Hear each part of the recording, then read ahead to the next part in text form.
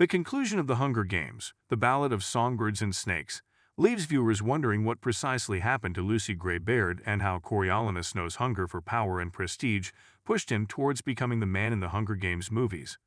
The prequel to the Hunger Games movies, set 64 years before Katniss Everdeen enters the arena, sees Coriolanus sent back to the capital, following the murder of Sejanus Plinth and the disappearance of Lucy Gray. Before he's returned and given a full pardon, Coriolanus attempts to leave Panem behind with Lucy Gray. Both of them fear being connected to the deaths of Billy Top and Mayfair, particularly when Spruce and Sejanus are executed. Lucy Gray fears Coriolanus may murder her for being the final remaining witness after he discovers the gun he used to shoot Mayfair. After she excuses herself to go look for Katniss plants, Coriolanus pursues her with the intention of killing her after figuring out Lucy Gray is afraid of him and flees. He fires, but it appears that she escapes. He receives the Plinth Prize money back at the Capitol and starts working with Dr. Gall.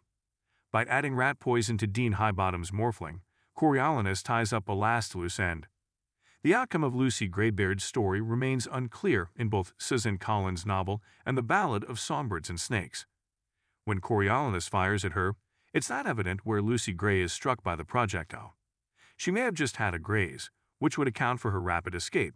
On the other hand, Coriolanus might have been just seeing her in the woods because he was bitten by a snake in a trap Lucy Gray set for him. Lucy Gray had two options. She could have bled out and died, or she could have made her way north, as she had always intended to do. Alternatively, it's likely that the Capitol tracked her down in some way, following Dr. Gall's orders, and discreetly executed her, so she would never be a diversion.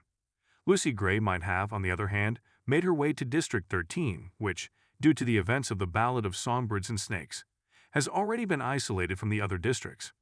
In the context of the Hunger Games franchise, anything beyond Panem is uncharted territory, so it's preferable to suppose Lucy Gray survived her encounter with Coriolanus than to assume she's dead.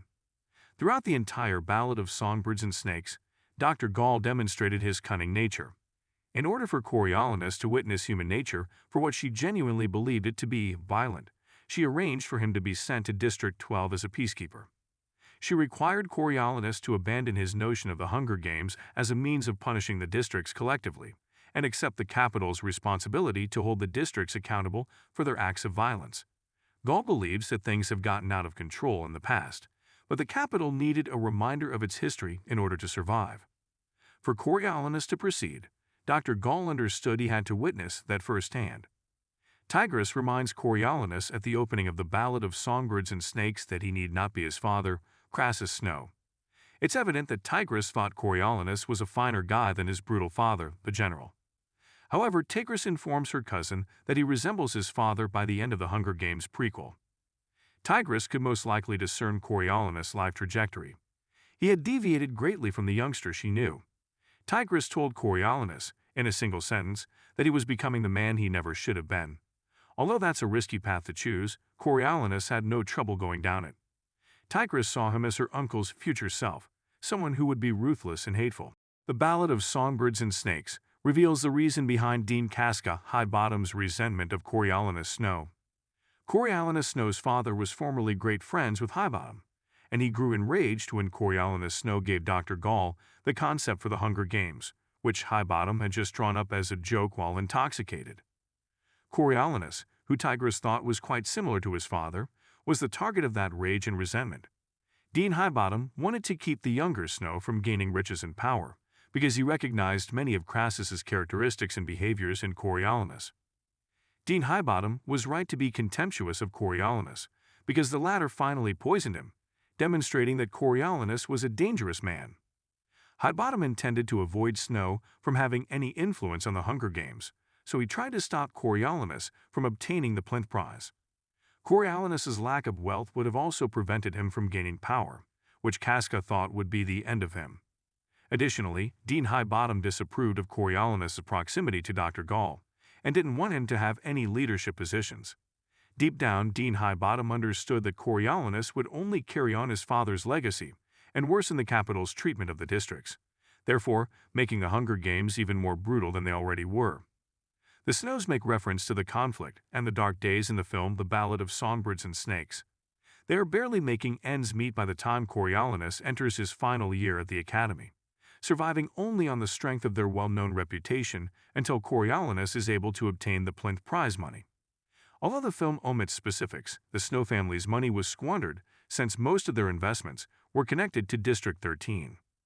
Many of the factories and research facilities there belonged to the Snow family, who lost most of their fortune when District 13 gained its independence. They used up the remainder of their savings during the siege of the capital. The 10th Hunger Games was a complete failure, with many tributes losing their lives before competing and the students of the academy also losing their lives. They begin making plans for the future of the games once Coriolanus comes back to the capital to work with Dr. Gall. Coriolanus is the one who advocates for the districts to be required to watch the Hunger Games. A house in Victor's village, food packages, and prize money for the winner were among the modifications made for the 11th Hunger Games, many of which carried over to the subsequent games, in an effort to attract tributes and motivate volunteers. A victory tour was introduced for the first time in the 11th Hunger Games.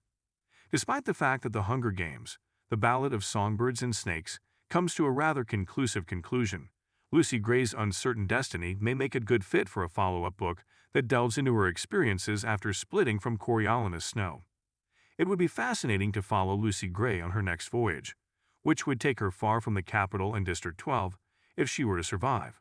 Furthermore, Coriolanus's conclusion implies that he has taken the next steps to become Panem's president in the future. However, a Hunger Games sequel might follow him over the course of the following few decades, describing the decisions and alliances he takes to move closer to his objective. In addition, The Ballad of Songbirds and Snakes might inspire further Hunger Games spin-offs, such as ones that delve deeper into Panem's past rather than just the games itself. Though Suzanne Collins hasn't written any more Hunger Games novels and there are no present plans for a sequel to The Ballad of Songbirds and Snakes, it doesn't mean she has run out of ideas for what to write next. Even if Coriolanus and Lucy Gray's story is concluded, the movie leaves ample space for more, in the event that another Hunger Games movie is made.